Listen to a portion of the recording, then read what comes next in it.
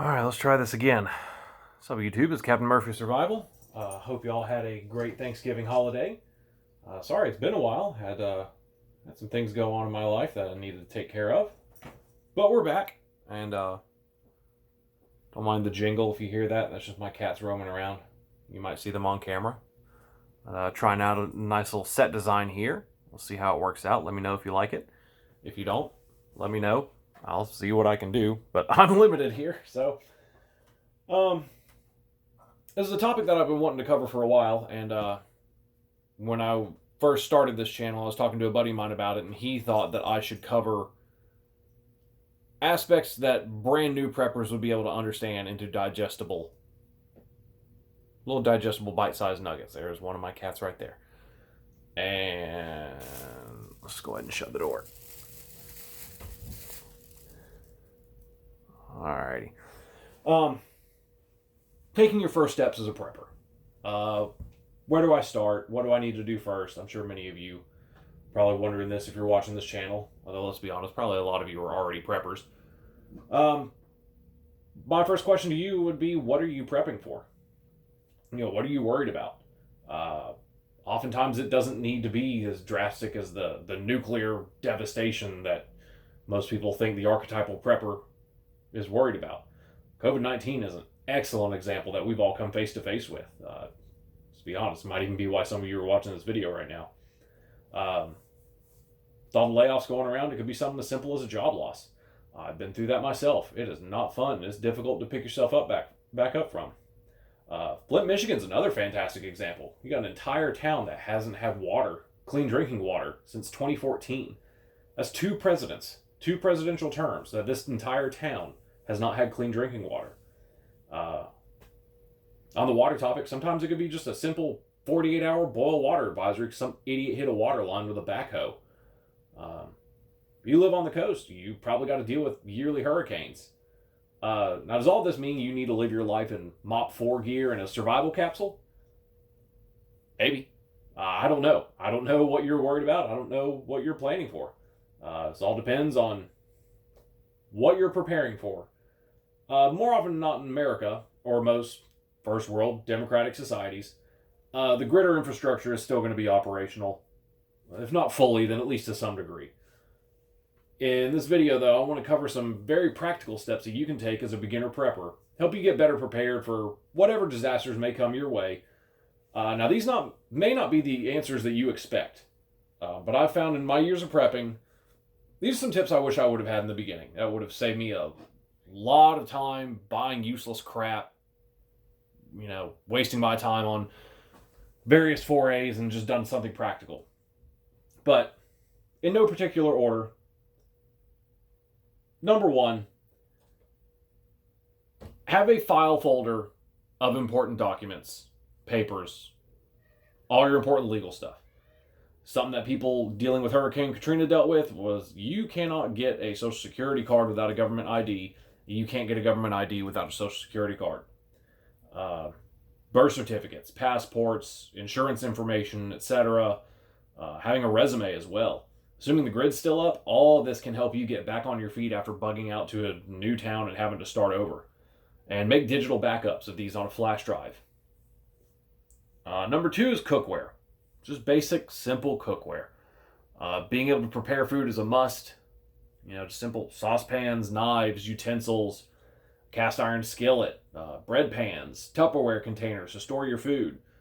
Charcoal grill is a fantastic thing to have. It can become a fire pit if you're not having to cook on it. You cannot survive off microwave foods and fast food forever, or even an extended period of time. It's a waste of money and they're horrible for you. So just be able to cook and have the means to be able to cook.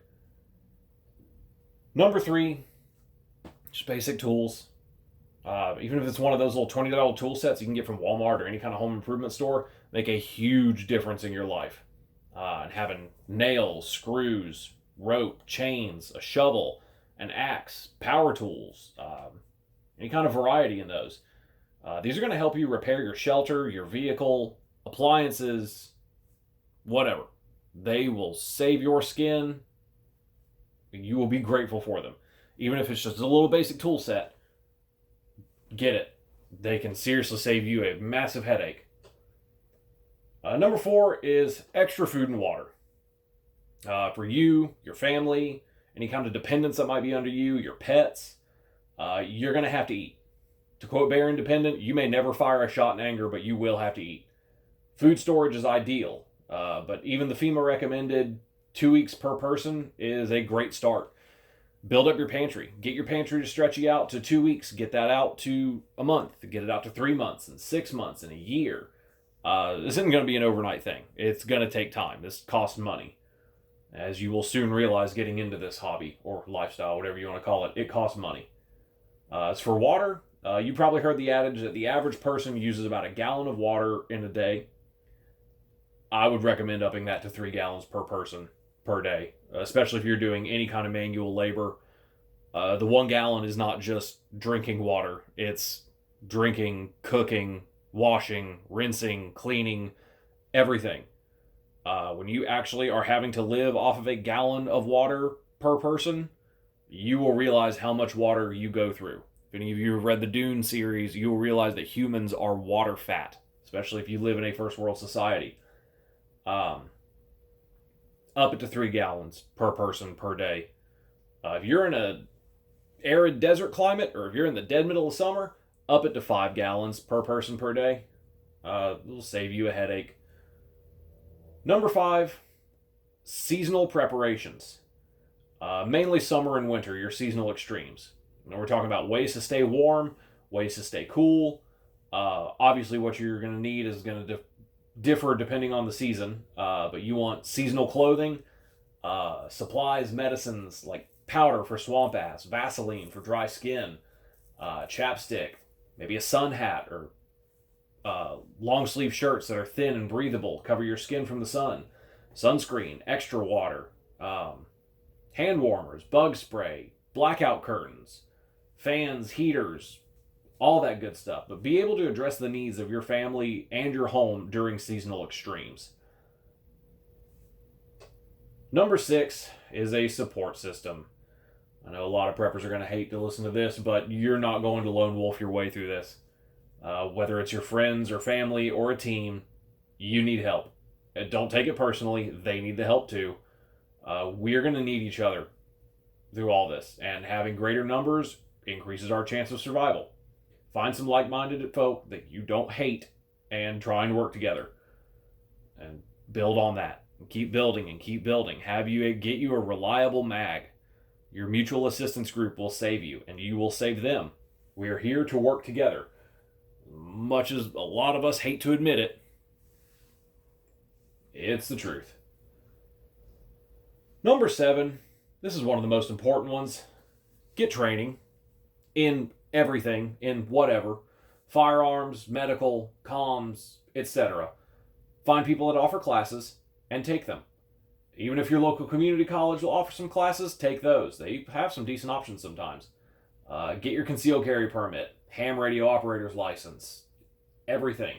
Do the things and train with your gear. If you have a firearm, train with that firearm and train with the ammo that you plan on carrying.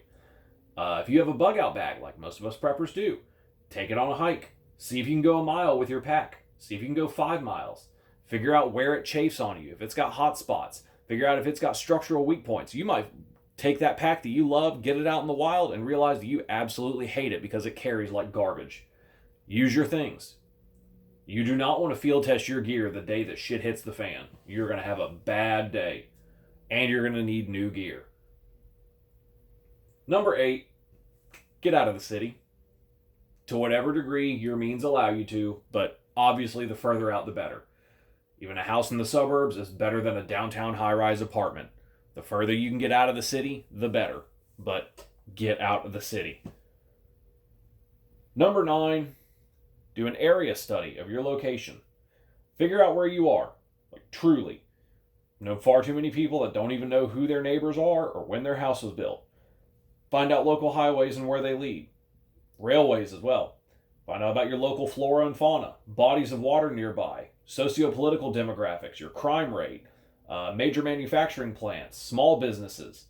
Talk to your locals, learn the history of the town, All of this is important in your area study and figuring out where you are. Number 10, last but certainly not least, make sure your transportation is in working order. Get a tune-up, oil change, etc. Make sure you got good tires, brake pads, brakes, all that good stuff. The more you can trust your vehicle to not break down when you need it the most, the better off you'll be.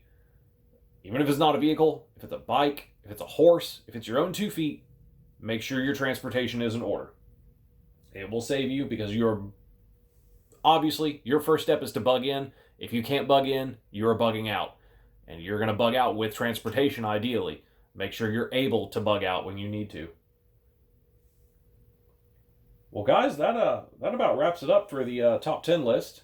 If you enjoyed this, let me know in the comment section if you think I should have covered something else. And if you enjoyed this, we might even do another top 10 list.